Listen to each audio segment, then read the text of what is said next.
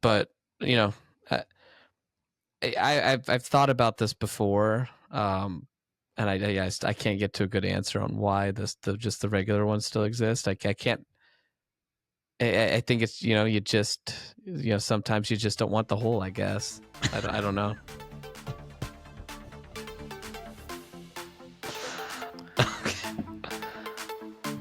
Moving on. That was not intended to be a joke, but I'm glad some listeners and podcast co-hosts took it that way.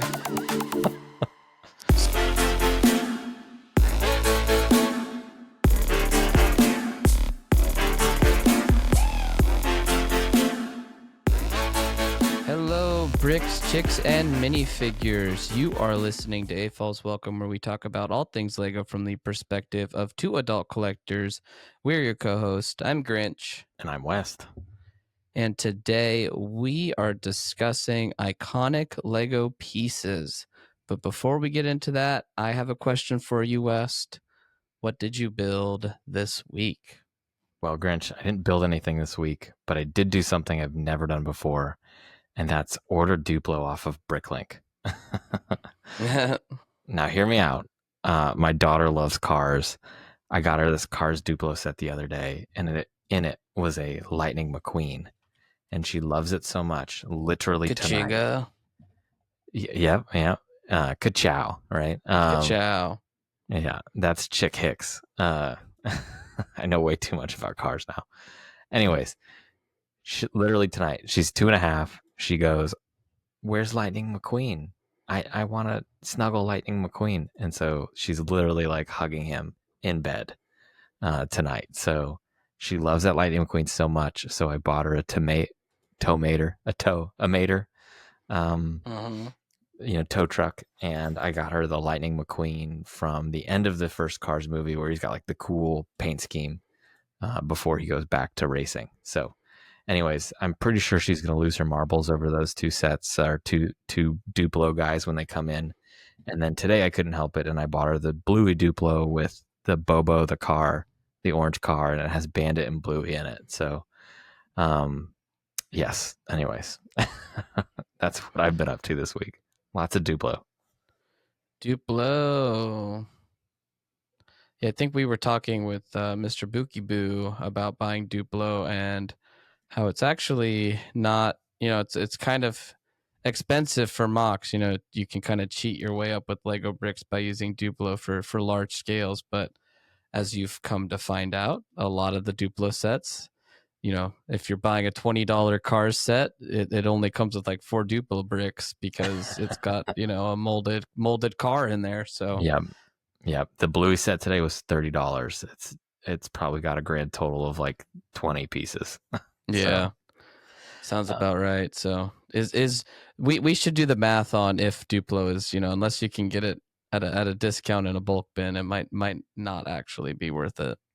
Yeah, and what we were talking about too is like when you're building something like a mountain, right? You can put Duplo behind it, and then you can actually take Lego bricks and they will attach to Duplo. And so then you can kind of go from Duplo system into the Lego system and then kind of work it that way. But as Mr. Bookie Boo explained, it's cost prohibitive to buy that much Duplo in bulk. So yeah, totally makes sense. Yep. Well, I built. Oh, I guess it's this week technically because I did it on Sunday.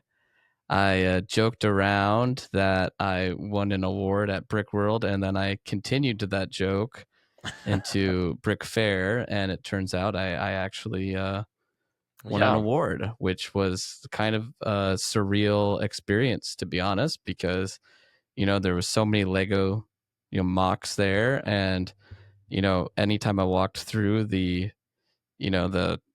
convention hall, I just saw all these amazing mocks, and to just have my mock be kind of stood out with an award like that, just walking through all the amazing mocks just made it feel like that much cooler, right? So my Lord of the Rings diorama won best vignette. My attack on, or confrontation I should say, on Weathertop won best vignette. So I was it's kind of almost speechless, to be honest. Tickled is the word I was using. Well, you put a lot of work into it, and it looked wonderful. It looks wonderful, and I think you should be really proud of that. And clearly, the folks at Brick Fair also believe that too. So Yeah, so the way the awards worked is it was, the like Brick Fair kind of judges nominate it, and then all the mock builders or people that were registered there for, the attendance of displaying got to vote on it. So which is even more special because it's not like a right. fan vote. It's like a of It your wasn't I peers. didn't do like a random meme that just happened to blow up the weekend before, and like it was peer voted, right? Right. So yeah, that's really cool. Well, I'm And really really proud of you. it was also cool because it was my fourth mock that I made, the one that won, Mm-hmm. and I had like three planned out. It was one for each movie, and I had kind of moved on from the Weathertop mock. That was the original one because I just couldn't quite get it right. So I moved on to something else, which was um the get off the road mock, the one where they're on the road outside the Shire and hiding from the Nazgul. Did that, and then I was like, I still have like 2 weekends left. Like I can figure this out. So I really kind of went at it and didn't give up, and that was the one that won at the end of the day. So it was the unintended fourth one that came. So it was cool experience. Yeah. All right, so let's go ahead and move over to some exciting Lego news. Exciting Lego news. West, why don't you take us through the news this week? All right. Well, we have 5 noteworthy news items this week. First up, Lego Party was the release date was announced for September 30th. We got 2 new Lego Wednesday sets revealed, 2 new Lego Harry Potter Brickhead sets revealed.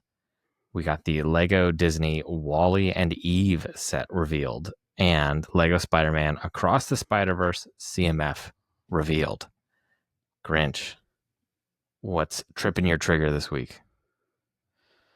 Oh man, no, it's exciting to get some set reveals. The Wally and Eve actually is the one that got me the most excited. I think, kind of an interesting set in the current times that we're living in with Lego right now, where everything seems to be getting more expensive because, like, my God, we've like deal alert, like attention Kmart shoppers. Wally and Eve have landed in here because it's it's $70, 811 pieces. And I mean, I feel like it's going to be smaller than a lot of people expect. And, the treads on Wally certainly make Yep. up for a lot of those I pieces, was but, just gonna say that.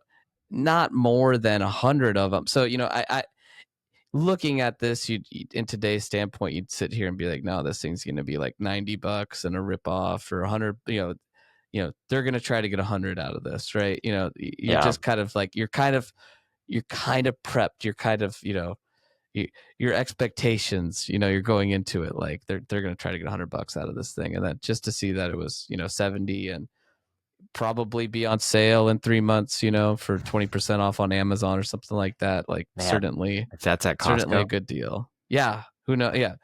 Typically Costco's doing like 30% off right now. So, Yeah. if that comes up, that's $45, a like must that's a grab steal. if that's Yeah, not at Costco. absolutely. I think it's And I don't think they designed it wrong like they did the first time. So Yeah. I think if any set is like safe from, poor design, it's got to be this marked one, right? safe today from Yeah. bad Lego engineering. Yeah, this one's really cool, right? Because the first Wally set was a Lego Idea set that came out years ago, and it's kind of a cult classic in the Lego collectors, like, kind of the big AFOL community. But we haven't really gotten much since. There's been some builders who've done some smaller Wallies for just kind of inclusion into the city. Ben Builds Lego on Instagram has like a really cool small Wally build, kind of custom creation that you can integrate into your city if you so choose. But we've never really gotten like this medium-sized Wally. So this is definitely scaled down from the idea set, but it's still big enough that I feel like you capture all of the details that makes Wally unique. So I think this one is kind of a perfect size. It's a great like desk set, you know what I mean? Having like Yeah. Wally and Eve like on your desk. So definitely geared towards adults. The Eve looks really great, right? She's got that really slick kind of, for lack of better words, her, body, right? Kind of looks a lot like something Apple might design to some extent, right? With like the glowing eyes behind like the black kind of visage up front. So I think it's just really cool to see how well they captured all of that in Lego, and yeah, just a fun one. I'm trying to think of a joke from that, but I've been sick and I've got brain fog, and it's not going to come. That's okay. I did want to talk about the Spider-Man Across the Spider-Verse CMFs Yeah, because totally. we got the Spider-Man. We've gotten some Across the Spider-Verse sets earlier this year. Most notably, we got the Deli Corner set earlier in the year. I can't believe that's still this year that came out, but it is. Bro, it's August. I know. It just feels like that was so long ago. Anyways, so yeah, we got that Deli Corner set. It was a great set. I bought that one. Enjoyed building it. That one was way more expensive than it needed to be. But now we're getting the CMF series, right? And we know the movies had some issues with the kind of part 2 has had some issues. Part 3. Well, yeah, fair enough. Part 2 on because this last one, Across the Spider-Verse, very much kind of ended on like a cliffhanger. Not to spoil anything for anybody, but anyways, we know there's been some trouble with Batman's there. Yeah. I'm Batman. That's a joke. It's a crossover. We know there's been some troubles with the filming of the movie or the creation part of it, the production piece, and there's been some shenanigans on that end. I won't elaborate on the details there, but it feels like the timing for this is a little odd. I guess that's really what I'm trying to get at. Yeah, I think the third one was delayed. Yeah. And so this was originally going to be more aligned with that. But I do like a lot of, do you have a favorite here? Oof. I've always just been partial to Miles Morales, so I think he's always an excellent Spider-Man.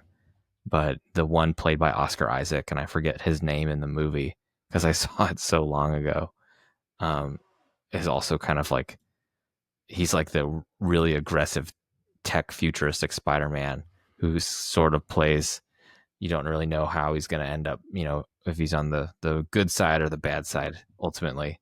Very interesting character. Yeah, I really like the web slinger Spider-Man, which is like the cowboy Spider-Man. And then like his accessory is like a little pony, spider pony with a little Spider-Man mask. So it looks kind of funny because it's like so serious but so silly. Yeah. At the same time. There's a lot of whimsy in the Spider-Verse, like alternate Spider-Mans, which is kind of what makes them so much fun. And so I think the series really captured that well. So you can see, they captured the, just the life and the joy and all the fun of the series. Again, it feels really like odd timing if you just sort of take it at face value. Yeah. Yeah, absolutely. Was there any other news that you wanted to cover before we got over to our main topic? Grinch, I am really excited to talk about the main topic, so I'm ready to press if you are. All right. You declined to talk about the Wednesday sets. How dare you? I did. My wife's been watching Wednesday, and so I did show her the sets, and she was like, "Oh, mini dolls again." So, Lego, if you're listening, I'm not saying everybody would buy the Wednesday sets, but maybe it's time to move on from the mini doll. Just maybe.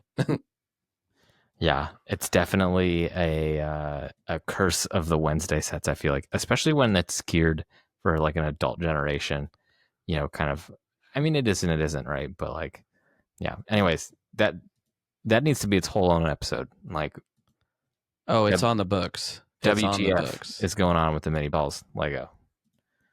Yes. All right. So with that, let's go ahead and move over to today's topic.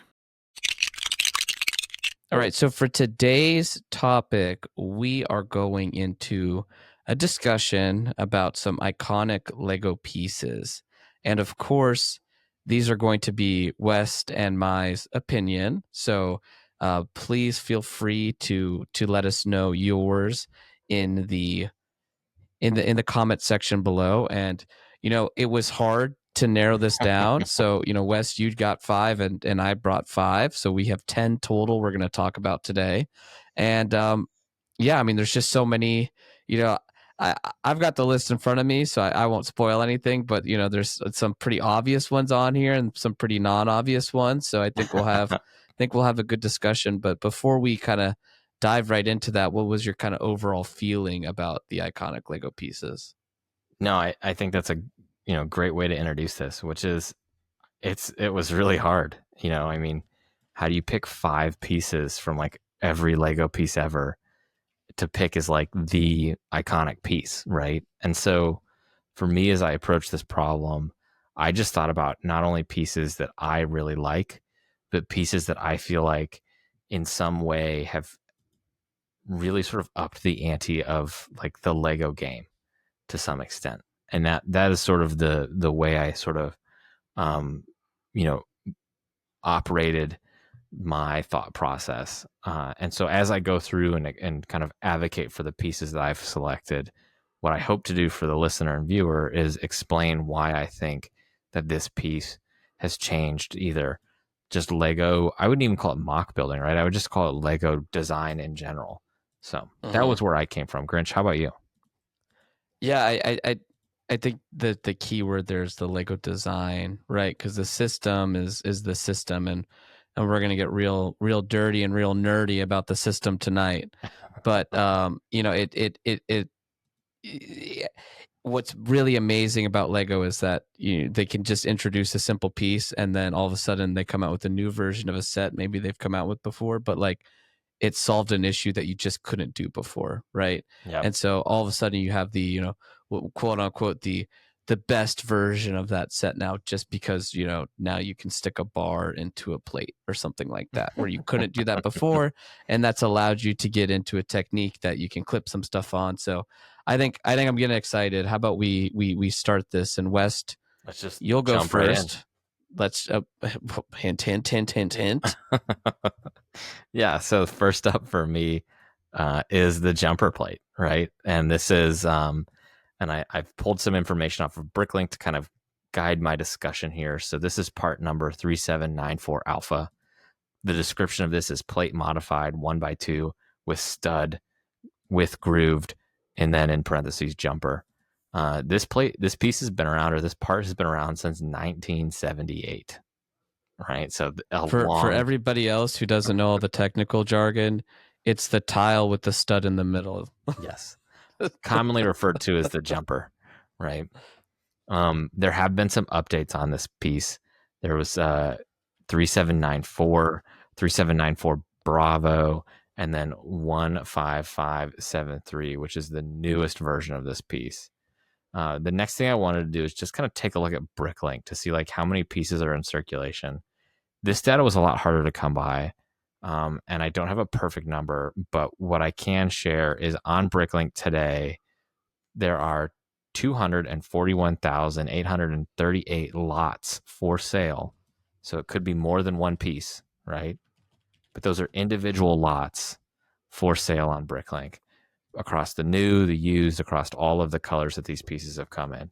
So while it's not a perfect representation of like how many there are out there in circulation, right? It still gives us a pretty good number. Like, hey, that's pretty high. And as you'll see with some of the newer pieces that we talk about later today, this gives us a pretty good indication. Like that's a very good circulation, right? The piece has been around since 1978. There's a ton of them, and they're all over the place. Now, for the listener and for the uninitiated who are maybe unaware of how this piece has been changed over the years, the newest version of it, the old versions just had kind of the inverted stud in the back of it, the middle of it. The new one has this kind of weird X pattern in it. And so the X pattern can fit on either a 1x2 plate, or you can also use it and connect it over a 1x1 or a 1x2 jumper as well. So it kind of connects in 3 spots on the bottom of the plate, which is really interesting because that leads to some really cool building techniques as well. So there's been some really interesting modifications with this piece. My rationale for this is that this piece allows builders to do so much with the system. You know, before this piece was introduced, you were limited to kind of a 3-dimensionality of the system where if you had a 2x4 brick, you could then go to theoretically a 2x3, or you could go to a 2x2, right? You could go to, but like now with these jumpers, they allow you to make intermediate steps. And I guess, you know, you could do that anyways, right? But like what this allows you to do is it allows you to break things up so that if I had a 2x4 brick and I put enough jumpers on there, I could center a 2x3 brick on top of it, right? So effectively there's half of a brick on either side that's not there. And so now my scale has gone from a 1x1 scale to a effectively a 1x1/2 scale. Yep. And that's what the jumper really allows you to do. They've been used with great effect in the modular line to just add just a little bump out for like a window or bump in for a window. It just adds that much extra level of detail. Mm-hmm. And that's why I really think it kind of changes that Lego design game and that Lego system game, because it gets us into the half stud width building area that we theoretically wouldn't be in if that piece didn't exist. Yeah, it's it allows you to get what we nerds call off stud. Yes. Right. And yeah, so if opening up the curtains here, you know, West and I actually came up with 5 separate items independently and just said, hey, let's compare here before we get on the show and make sure we don't just repeat each other. And jumper was one we both had on our list. So, but we also both definitely had the next iconic. One. We did. And moving over to the next one, I will get real nerdy here for a second. So buckle up, strap in. And West, maybe you can link this article. It's from the Brick Nerd onto the link tree. It's called LDU and U. And so an LDU is a Lego Dimension unit. And this next, you know, piece is, I mean, I'm not crediting this, but I feel like, I guess it goes back to the 1990s with Eldral, but I feel like this piece is the reason LDU even is talked about and exists, because, you know, the Lego Dimension unit and the headlight brick is what we're about to talk about. So the headlight brick, or let me take a step back. A regular brick, a 1x1 brick is if it's standing upright, it measures 20 LDUs across. And why the headlight brick is not just another snot brick is because like back in the day, it was used as literally a headlight. You know, you'd stick a little plate on there and then bam, it's a headlight, and woohoo, I see what you did there, right? That's why we call it the headlight brick. But the difference between this and a regular snot piece, right, just the 1x1 brick with this connection on the side, is that there is a 4 LDU inset on it. So there's a little lip on it that goes the normal length of the brick, right? And what that means, though, is now you're building in a whole different dimension, right? You're no longer building out in lengths of 20, right? And so there's a lot of different ways you can play with this math. It'll allow you, for example, on my Mount Doom mock, I used the cheese slopes and I got them perfectly aligned with one another. Mm-hmm. If you put a cheese slope on top of a plate, it'll line up with the plate. But then if you put another cheese slope on there, guess what? It's 4 LDUs higher, and that cheese slope, the slope part will start a little bit higher, so it's not perfectly sloped. I mean, if you back up far enough, it is, right? But if you really want to get it perfect, you've got to find a way to get it 4 LDUs lower. And guess what? If you turn a headlight brick on its side and you put a cheese slope on there, bam, you got it, right? Or you got to put a plate on there, but you're working in an increment of 16 LDUs from the base and not 20. So that's one reason. The other reason is way later after its creation. the bracket piece was introduced, right? And this is your typical plate that has pieces that you can build off on the side, connections, stud connections that you can build off on the side. And the thickness of that, West, can you guess what the thickness of that is? It's 4 LDUs. So I wonder where that came from. That's the dimension that the headlight brick created. So literally from just a math and like establishing of the system itself, right? Because that connection point on those bracket pieces is not a plate thick, it's bigger, right? And so if you want to get something perfectly flat, you've either got you might have to use a headlight brick, and it just offers and creates so much variability here.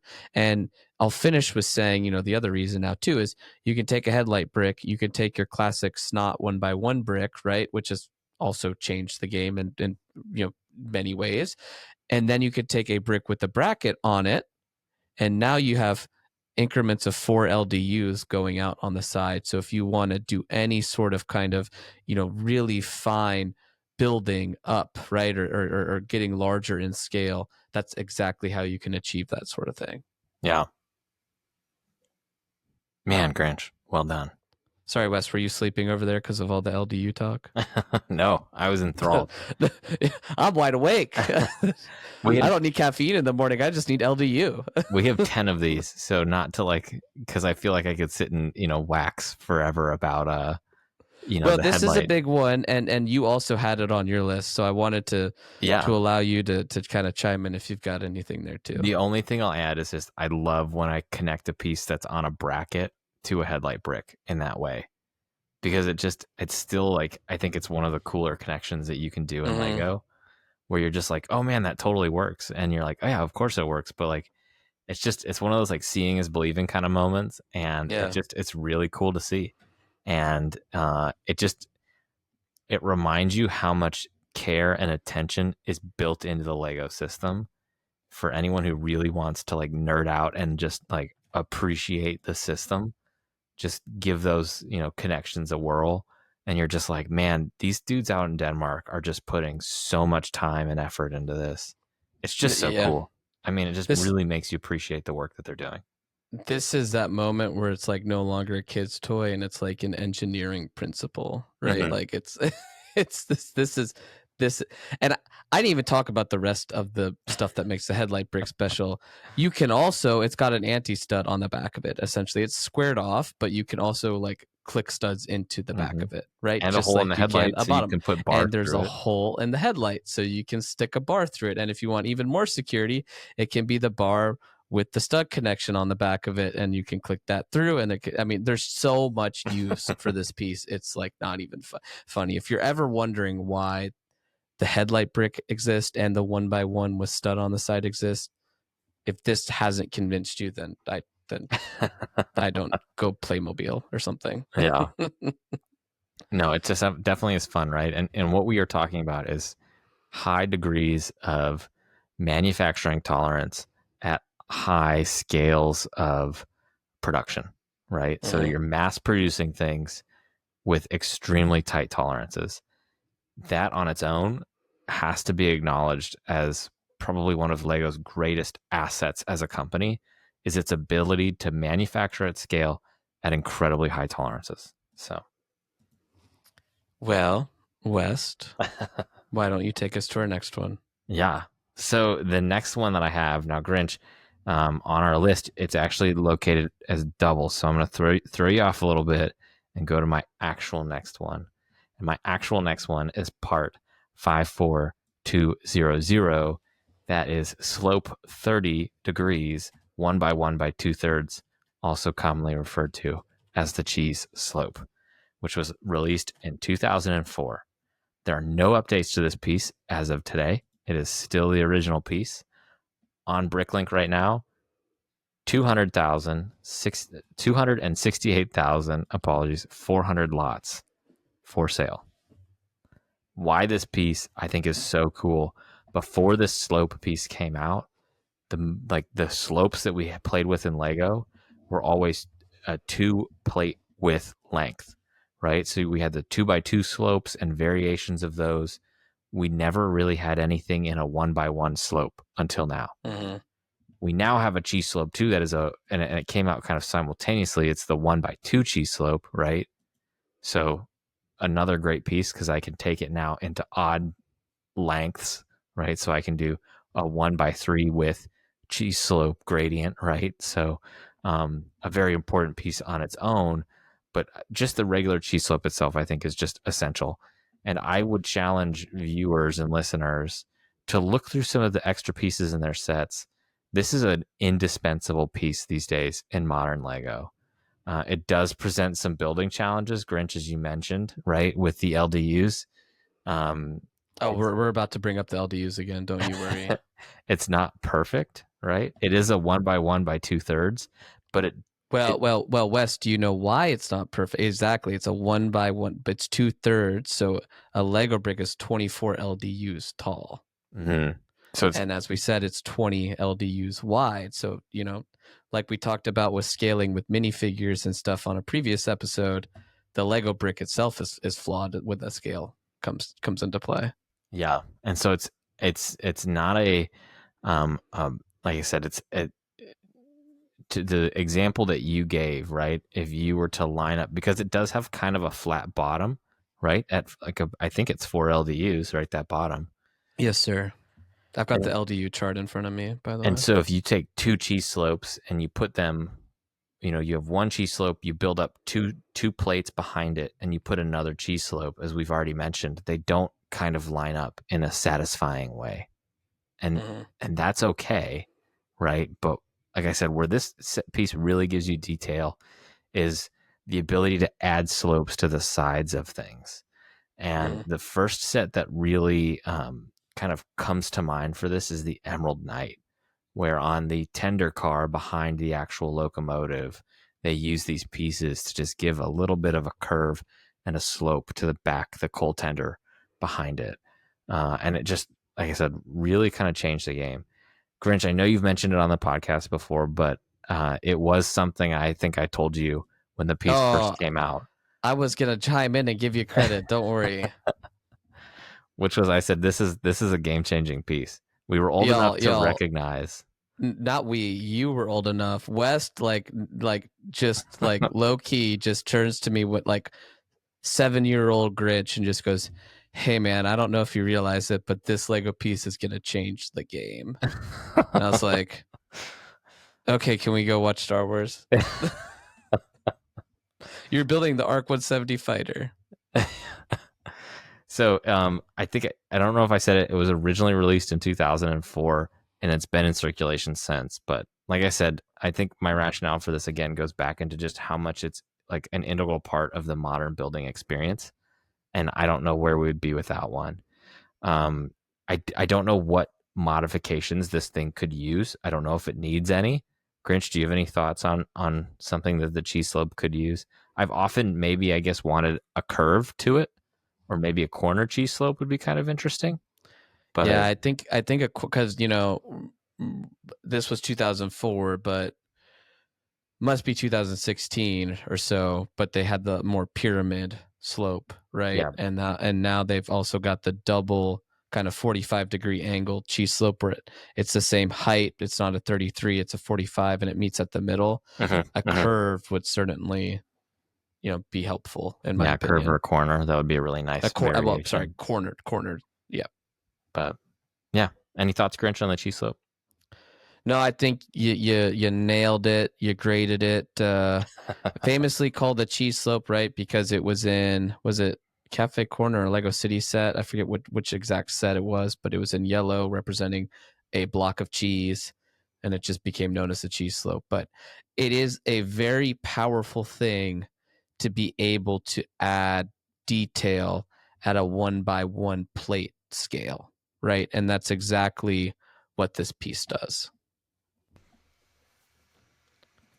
So for my second, I is it a cop out? Maybe. I mean, you can't have a list of iconic Lego pieces without the 2x4 brick, right? I mean, it's what kind of started it all, in my opinion. I mean, not just in my opinion, in the literal Law's opinion, because this, is what they had patented, was the 2x4 brick with the, interlocking tube system, of play here. And, they lost the patent, of course, and then you started getting all these competitors. But this was the brick that started it all. There's nothing really special about it. It is a foundational brick, right? The length and height of a brick is all based off of this. We've talked about this before, but Lego originally was really at a 2 wide brick scale. That's changed. That might be changing with my next one, so I won't get into that too much. But like, for so long, this was just Lego, right? This was the original Lego brick. It was it came in the box. That one of the first sets ever was just like 20 red bricks, and that was kind of it. So as far as iconic pieces go, when you think of if I said think of a Lego piece in your head, and listeners, I want you to think of one right now. Not everybody, but 80% of the people are probably thinking of, at least a 2x4 brick, if not a 2x2 or a 1x1. So, Grinch, I want to not undersell the importance of this brick. And as you were talking, I had to look this up because I want to just make sure I'm quoting it correctly. And this, I'm going to add this to our link tree as well. This is an article from Mental Floss, and it talks about this mathematician Soren Ehlers, who was curious about the math problem of, with a 2x4 Lego brick, how many different combinations could you make with 6 of them, right?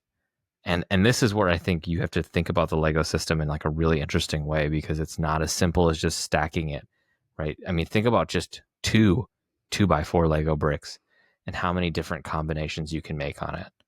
And originally the mathematicians in 1974, according to this article, believed there were 100 million combinations, over 100 million. And he said, wait a second, they're not calculating this correctly. And so he changed it, and he wrote a computer program that modeled all the combinations. And it said it took it a week for the computer program to run. And it ended up with over 900 million different combinations from 6 2x4 bricks. I just think that's incredible. And I think just speaks testament to what you can do with Lego. Yeah, and I think part of the experience at the Lego house, and you can actually, I was buying a Lego house exclusive on Bricklink because I'm moving, and it was just a little celebration thing, for a little party for myself, Nobody showed up. No, I'm just kidding. I was buying through a Dutch seller because it was a Lego house exclusive, and they had the packs. And the pack I'm talking about is a little pack of 6 2x4 red Lego bricks that you can get at the Lego house. They give it out to you when you enter, and I believe they also give you a different combination that you can, like, hey, here's combination 872,000, 651,542, whatever it is, right? And go make one. Or they just, I forget, I think they used to do that, but yeah, so they give you a pack of these, and they're like, here's how many combinations you can make. And that's just part of the experience of when you go to the Lego house. So shout out to that. You could use different combinations of 2x4s as a way to encrypt something, or as like a barcode. I'm thinking of like how we use, UPCs. Yeah, right. Like you could just QR codes. Do that. Yeah, QR codes, right? You could do that with just combinations of 2x4 Lego bricks. The only challenge is then you kind of have to read it on like a 3-dimensional plane. You would, but I mean, that'd be kind of neat. Yeah, absolutely. We're digging deep into the trenches on this one with LDUs and 900 million combinations here. So, West, why don't I keep us going, or how about you keep us going with your next brick here? All right. So my next brick, this one is I would say kind of not necessarily the weakest of mine, but definitely one of the newer ones, and that is part number 98283, brick modified 1x2 with masonry profile. It originally released in 2012. There are no updates on this. However, there are 2x4 or 1x4 versions of this brick. Mm-hmm. Right now on Bricklink, there's a total of over 32,000 lots for sale. And it comes in over 23 different colors. So, or 23 different colors. So what's so cool about this brick is it's just a regular 1x2. But on one side, it has that masonry profile of kind of a standard, what looks like a staggered brick profile, right? And then on the back side, it's split in half. And so instead of the bricks sort of being one by, a plate width kind of tall, now it's a plate and a half. And it kind of creates just like a half line in the middle of the brick. So there's a lot that you can do with it. And you'll see designers use it both for the actual kind of brick profile side, and sometimes they'll use it for the back side of it. And it's just a really fun brick to have and use. And I know people are always excited when it comes out in new and unique colors, right? Some of the ones. Are you like Google? Because I was literally just thinking that. I was like, in my mind, I was like, I just have a problem with this brick anytime I see it in a new color for some reason.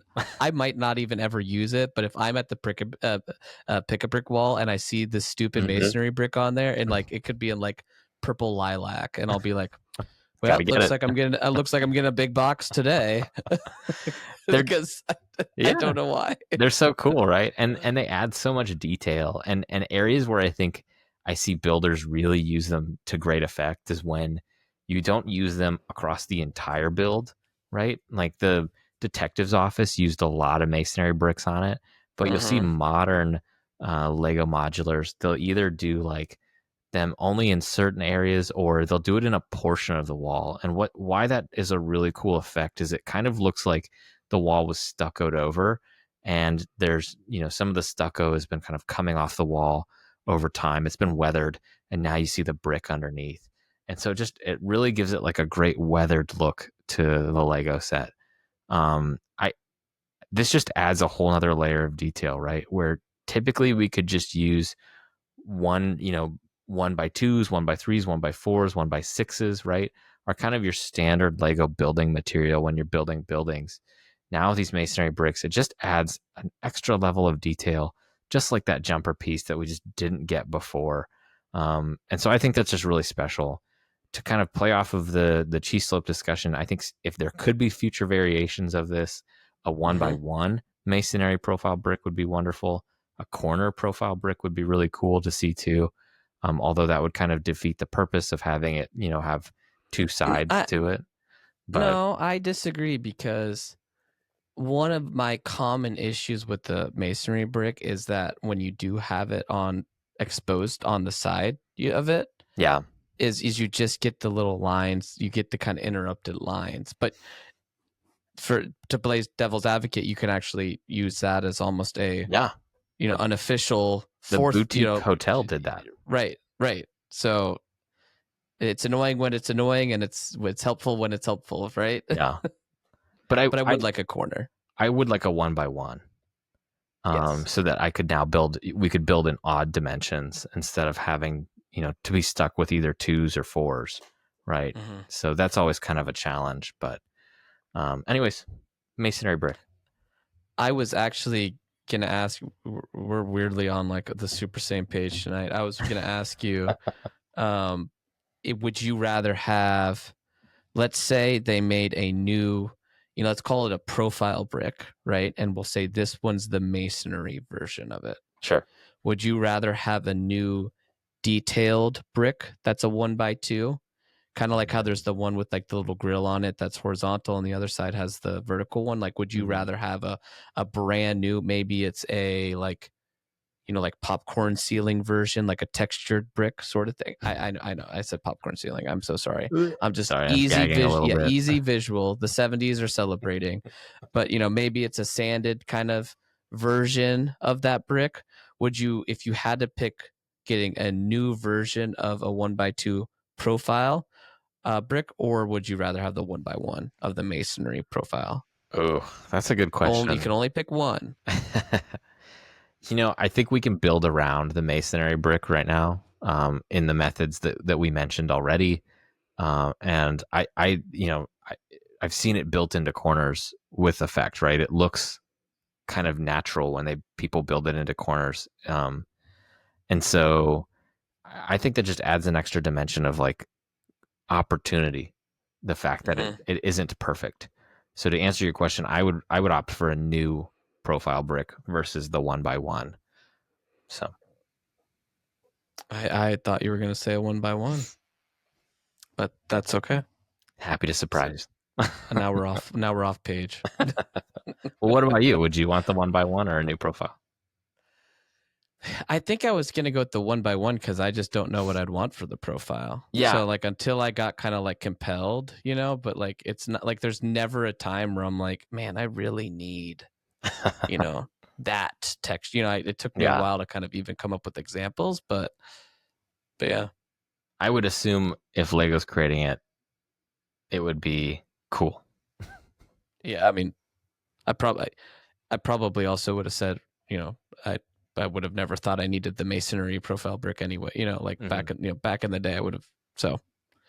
So West, again, my last cop out for the night, by the way, is my next one. But I want hear me out here. My next piece is the 1x2 plate.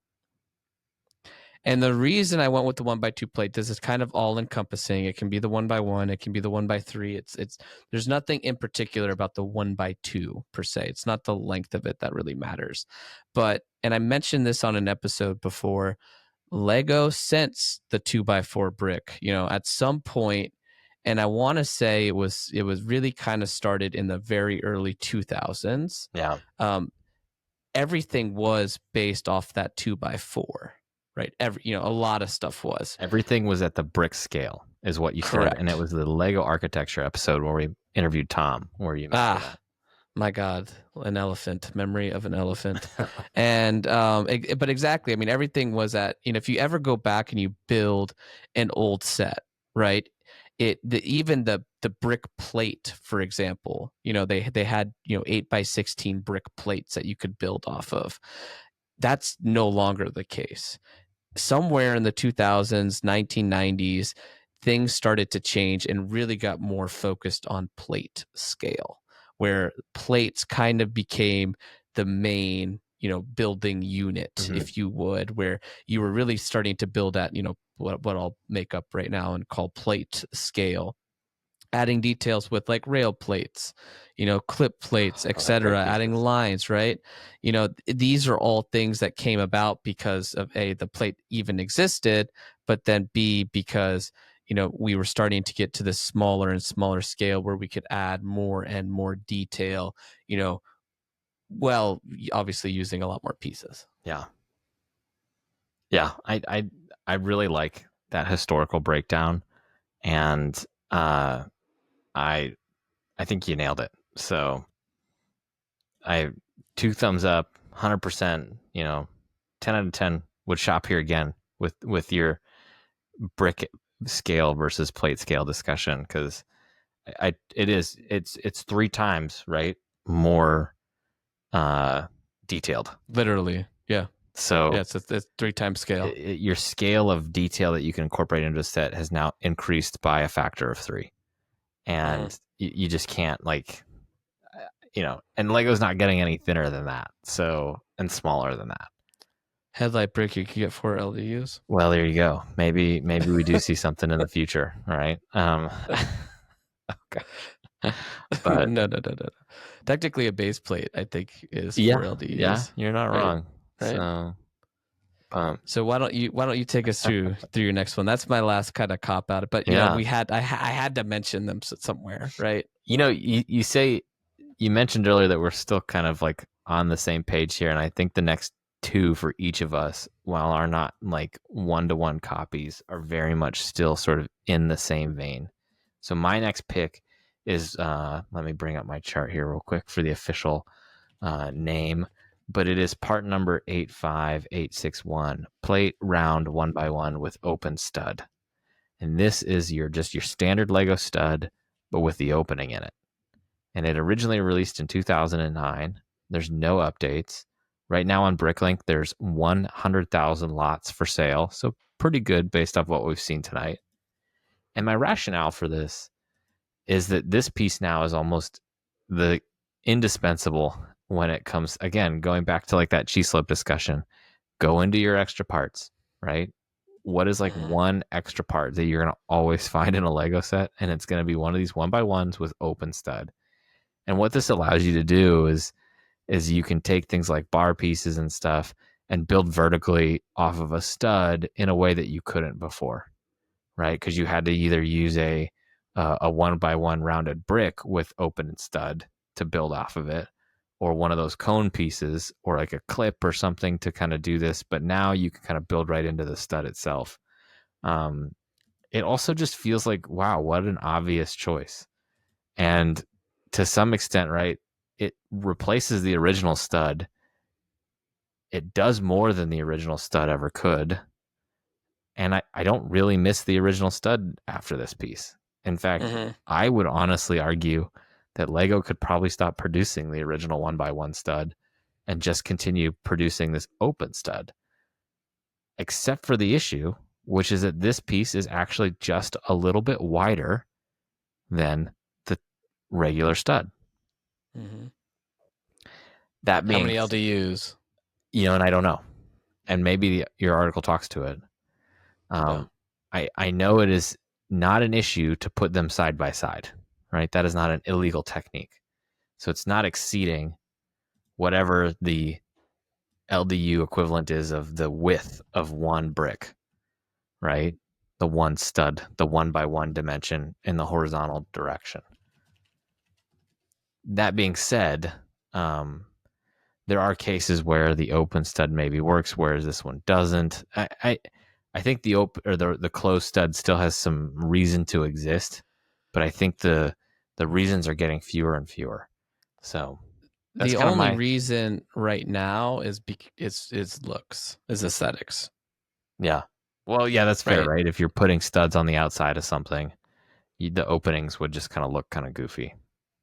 But I would argue if it's external, you could just plate it off. Yeah. And just do the 1x1 round tile. Yeah. Right. Totally. But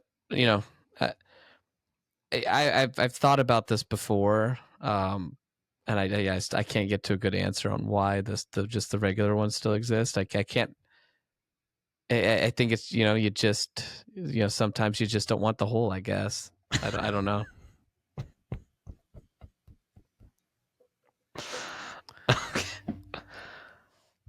Moving on.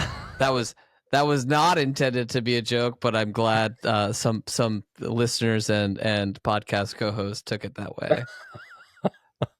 So for my next piece, I'm doing the brick 1x1 by 1 2/3 with 2 studs on the side. And, we kind of are going to focus a little bit on snot here. We did a little bit with the headlight brick. We might in the future focus on snot a little bit too. But this is, if you think of, evolutions of Lego bricks, and maybe we should have changed the order here, Wes. Sorry about that. But, if you think of evolutions, what the headlight brick did for snot, right? This is the next step. This is the headlight brick is college. This is graduate school. And why this is because we're going back to the whole LDU discussion. A brick is 24 LDUs tall and 20 wide. And unfortunately, what that means is it's rectangular. So when you're building at a rectangular scale. And so if you're ever trying to build, on its side, you specifically need this brick because the holes on it are at a different distance, the two holes, so that a plate fits perfectly on it. A brick is a 1x2 brick is going to be the same height as this when it's turned on its side. So it clips in perfectly for a flushed top, sides, and bottom. And that just, while it's not a necessity, right, necessarily, it is a ease of use. It's an ease of math because I work hard, sometimes way after 5. And if I'm having a rough day and I want to build Lego, I don't want to sit there and get frustrated because I'm like, oh my God, the LDUs aren't adding up, right? You just kind of want to cheat sometimes. And that's what this allows you to do, right? It allows you to just easily, before what you'd have to do for so long is you'd have to take the 1x1 brick with the snot brick, and then you'd have to put a couple plates on it, and then you'd have to put a couple more plates on it, and then you could line it up and do a 4-to-5 ratio, right? Or sorry, 5-to-6 ratio. And it just didn't allow you to necessarily get, if it didn't fall within that ratio, it limited you, right? And this really allows you to just kind of open up and just say like, you know what, I need this plate on its side. I'm going to put one of these here, one of these here. And as long as I keep building, at that rate, I'm good, right? I can just stack a bunch of these up and I don't have to worry about my plate not attaching. It will definitely go in there because it's essentially brick on its side. But the key here is the positioning of those two studs on the side of the brick, and not necessarily that there's the two studs. Like that's the kind of differentiator here. Yeah. And again, going back to what we've been talking about, it's a common theme through all of these pieces.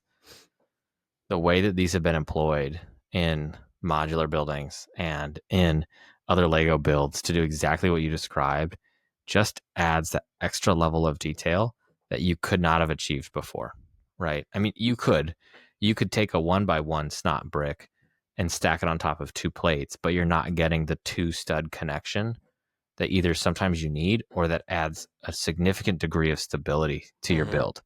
So it's not necessarily a case of like, oh my gosh, like this piece is just like incredible, right? It completely changes the game, but it just levels it up just enough that it just like, you're like, man, what could we have done without this?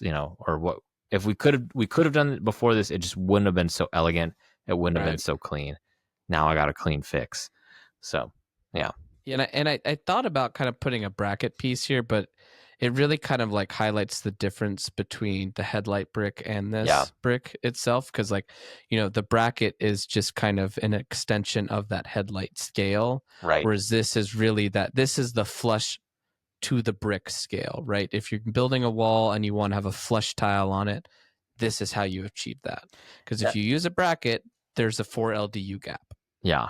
Now I will say I was going to pick a bracket, to be honest. But brackets have been around, I think, actually a lot longer than people have realized, right? There's a lot of different variations on brackets these days. And some of them are like really interesting. Some of the new ones that are really goofy, like the 2x4 bracket with only, the vertical kind of without the center in it. And there's some really new weird brackets coming out that are kind of interesting. But the bracket that kind of originally started it all is the 1x2 plate with the 1x4 bracket on it, right? And that's a very old piece, but that piece is in the bracket scale. Yep. That's just the OG. It is the bracket scale. Right. And that was around for years before any sort of variation on it occurred.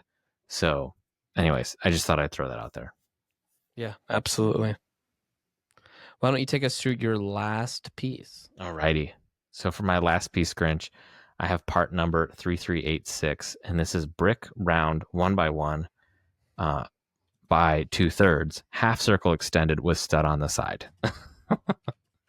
Or so in layman's terms, it's effectively a snot piece, right? That is 2 plates tall, that has one side of it is rounded, and on the exact opposite side is the snot piece itself.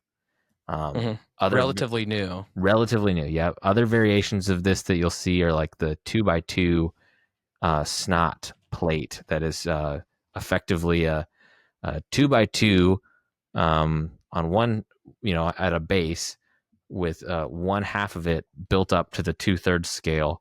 And on that side is where there's the 2 snot pieces. I know I'm doing a very bad job of describing that, but this is kind of its smaller brother, if you will.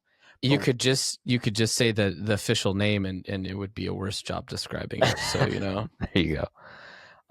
This piece was originally released in 2023.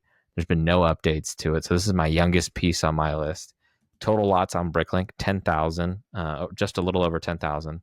And the rationale for why I picked this one is not only does it kind of give us a new snot piece that we've never had before, right? Which is in that half or that 1 brick scale, right? So now if you combine that with that 2x2 piece I described, now you can go into a 3 wide or an odd snot width that you couldn't before. But the curved piece on the back, the half circle, is what really makes this piece special, because now it allows you to actually rotate that piece. And if you have it on a corner, for example, you're not limited to the standard Lego dimensions, right, of effectively 90-degree angles. I can put it at a 30, a 45, a 60-degree angle, or anything in between. And because it has a stud on the side, that stud is also open. So now I can do things like put bars into it, for example. And now this piece has become something that I've never really had in Lego before, which is this ability to not only build on the side, which is adding in kind of a second dimension to the standard Lego building experience, but it's also allowing me to rotate it on an off angle or an in-between angle than the typical 90-degree angle that I'm limited to with Lego. And so this is, not the only piece that's ever done that, right? The 2x2 plate, that swivel plate piece allows you to do something similar. And there's ways you can do that with studs and stuff and rotate things. But just a really, really unique piece that just allows you to build in really unique ways. It's like I said, a really new piece, but I think we're going to see this thing stick around for a long, long time. I believe it was first introduced in Speed Champions as part of a really interesting wave of Speed Champion sets that introduced a lot of new pieces into the Lego lineup in a very short amount of time. And I think will be one that builders come to cherish over the long haul. Do you ever listen to a song and are just like, that song sucks? And then it's like the song of the summer for you. Like you can never, you re-listen to it and you're like, man, this thing slaps. That was me in this piece. I've built quite a few mocks this year, more so than I typically have. I'm definitely starting to focus more on mock building. And this is one of those pieces that when I first saw it, it was kind of like rolled my eyes and I was like, oh, the element count in Lego is getting way too high. Well, back in my day, we used to just have 2x4 bricks, and now these kids don't know how easy they got it. But it is a really good piece. Yeah, it's the smallest piece that exists to be able to get a stud on the side. Because with the bracket, you still need to connect the bracket to something, right? And like we talked about, if you put plates on the bracket, it's 4 LDUs longer. This is not.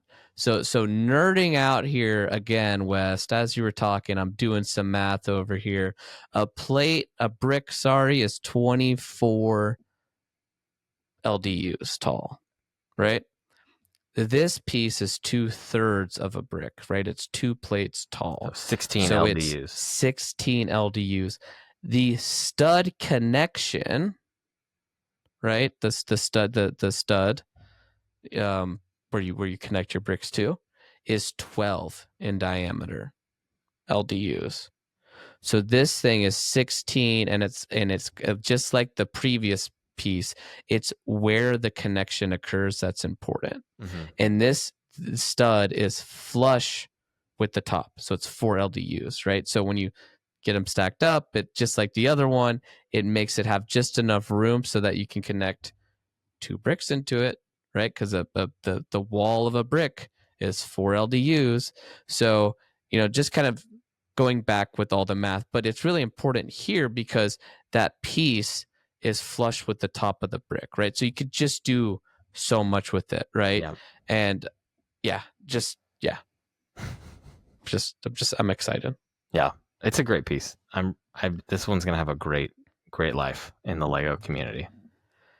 And for the listeners, what we'll do is we'll have all the images, on YouTube that'll be posted as we're going through this discussion, and Wes will get them posted on the Instagram as well for, the 10 images here. So I'm going to round this off literally and figuratively with our last piece, and that is the rounded 1x2 plate.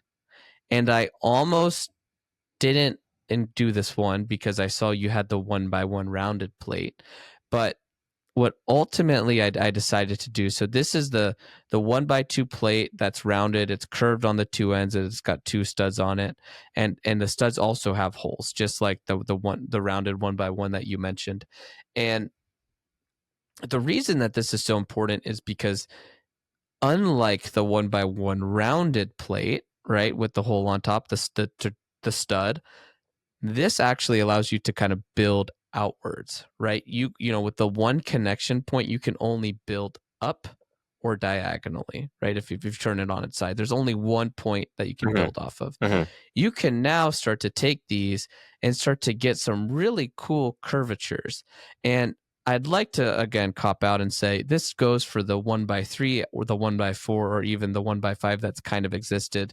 You know, it's not quite the same piece, but it's very similar. That was technically a Technic piece with an axle hole.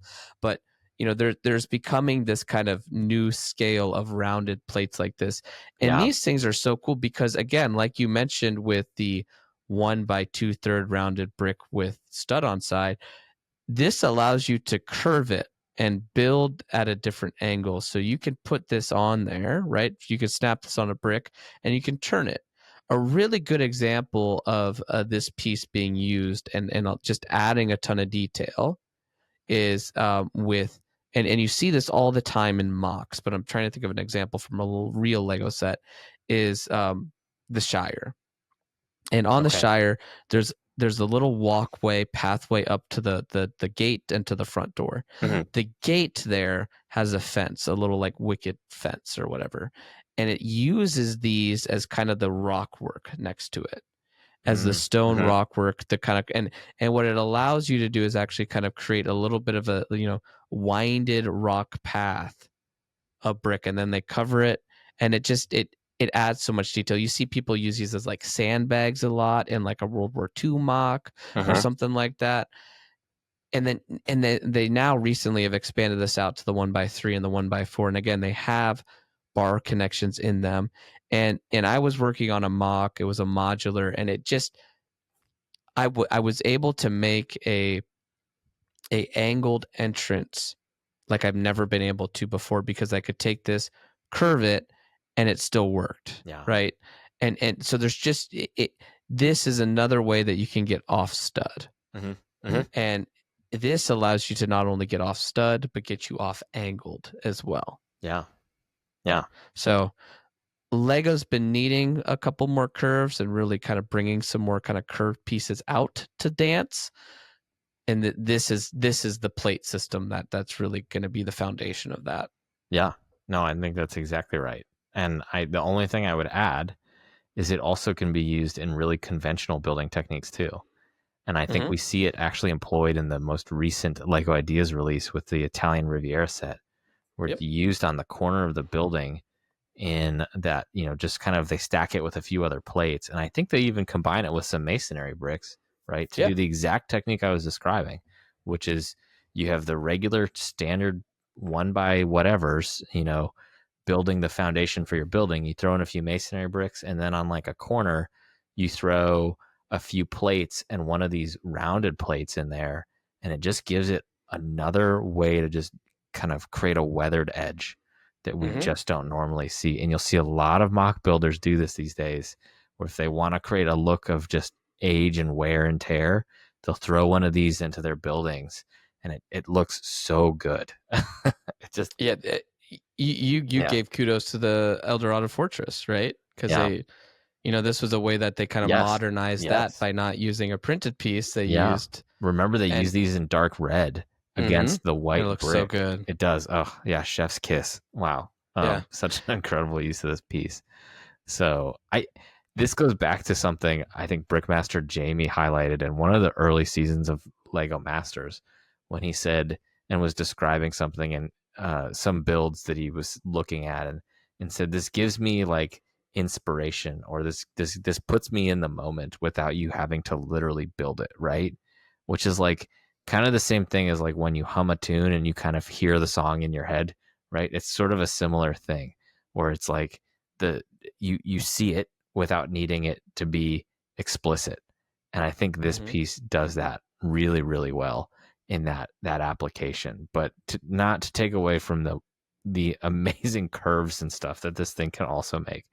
I mean, again, this series of pieces is going to be a cherished series of pieces for many years to come. And I think, again, a piece that we will see in more frequency as Lego building continues and as the lifespan of this piece continues. This one for me is a really interesting piece too, because it's one where it's like you really see it used in a lot of the mock community, right? Yeah.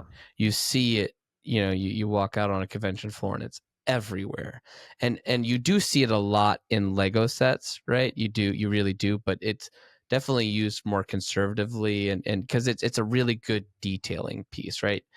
It's it's part intensive, like we talked about, with like getting the details on the wall like that. But when you start to do that at a bigger scale, it becomes really cool. And you want to build a stone wall, like Lego's typically only going to do that in their like way bigger sets, like the Shire, for example, where they have a little bit more of a piece budget to do that with. So it's definitely one that kind of its reputation kind of precedes itself a little bit here, because it's a great piece. Yeah. No arguments there. So, well, that is our episode on iconic Lego pieces. Again, how many elements, how many pieces are out there? A ton. You could have thrown some more slopes on here. There could have been, the 1x2 brick, for example. I mean, we didn't even get into Technic, right? There's so much, or so many other pieces that you could use. So please, listeners, if you're sitting there and you got a list in your mind, let us know. Write in, what are some of your favorite pieces? If we want to get a favorite pieces too, I mean, let's talk about the 1x1 cylinder brick with like the heart printed on it, like an anatomically correct heart that came in a Pirates of the Caribbean set. I mean, what a fun piece. But we wanted to stick to more of like iconic pieces for this. The so 1x4 baguette, what a great piece. Oh man, dude, I'm still waiting for the baguette mech. I actually saw somebody at Brick Fair that used it as like a bigger like hot dog in a build, and it actually worked out pretty good. Yeah, it's kind of cool. All right. Well, thank you, Wes, for bringing your 5 and my 5. Like I said, we'll get those posted on the Instagram, and then we'll get the LDU article and the other article that Wes mentioned about the combination of Lego bricks updated on the link tree, so that you can, look at those. Definitely, look at the LDU one when you don't have a headache, and just kind of enjoy it for what it is. Brick mail. All right. So for Brick Mail, West, this week we've got 2. Why don't you take us off with the first one? All right. So the first one comes from Evan Telshow, who writes, I loved this episode. It's been one I've wanted to see from you guys, and it did not disappoint. I'm inspired to create my own Lego city now, and I have a good amount of advice to start with. I absolutely love the new Spider-Man CMF. It might be my all-time favorite series, and I will definitely catch them all. Thanks for the pod. And I think he was responding to the Mr. Boo episode. Correct. We interviewed him about how to build a city. So yeah, what a great reference. Reach out to Mr. Boo if you've got any questions. I know he's happy to talk to people, right? He's very active on the Instagram side of the house and elsewhere. But also, hit us up too. We certainly have lots of ideas on cities and what to look at. And that's one of the cool things, is there's so many great versions of different cities all over the Lego community.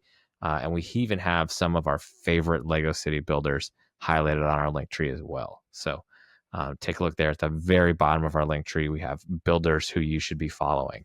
So yeah. Anyways, Grinch, how do you take us to the next one?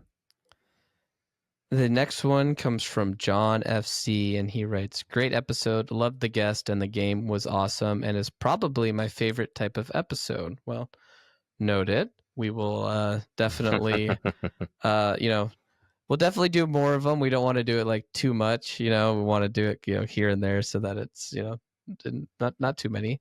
Definitely need more of these 1-star reviews, he writes. So fun. With Lego Season 5 ending, Lego Masters, sorry, Season 5 ending, I was wondering what your overall thoughts on were for the season. Thanks again. So, West, I'll share my thoughts, and if you want to share yours, I just wanted to say, spoiler alerts for anybody. It only ended like 2 weeks ago, so if you haven't finished it, now's probably a good time. We'd love for you to stick around and give us some Spotify statistics here, but for your own sake, don't do that. End the episode. You're not going to miss much here. It's just going to ruin Lego Master Season 5. But come back and listen to this at another time. So 5, 4, 3, 2, 1. You've been warned. Congratulations, of course, goes out to Ian and Sage for winning the show. I felt like it was really, really well earned at the end, and there's always so many great builders on the show, right? And it's one thing I think sitting at home you always kind of take for granted is the clock. Like, I can build something good, and be proud of it, but I can also have the luxury of shopping around on Bricklink, looking up techniques, walking away from it for a day or a week or two, and coming back to it, working on it for a few more hours, and really focusing on the details. You don't get that luxury, right? And everything kind of starts to compound when you're on a show, right? You're just like, crap, I wasted an hour. I better not waste any more time. Let me just overthink this and just get stuck on this and waste another hour. Like, it just starts to compound. So kudos to all the builders. They always do such a good job. And I think when we talked just overall about Lego Masters, I think we're at where my opinion kind of still stands is, I think Lego Masters in the US kind of struggles with a little bit of an identity, crisis. It's kind of trying to be focused on more of like a kids show, but then it also like it what it wants to be is a reality show, right? And I was talking with somebody at Brick Fair, and I was like, yeah, they really focus on more of like the kids stuff. And he's like, it's funny because I have kids and they get bored because they just want to focus more on the Lego. And I was like, oh, so what are they focusing on? And I get it's just the drama. I get, it's just kind of the fabricated drama like we talked about. So I do really like Lego Masters Australia. I enjoy Lego Masters US. I think the builders are great. They always do a great job. But Wes, what are your thoughts? Well, it reminds what you brought up at the beginning. It reminds me of the age-old saying, you can have it fast, you can have it cheap, but you can have it well made. You can only get 2 of the 3 of those things though, right? So can we get Lego Masters Australia?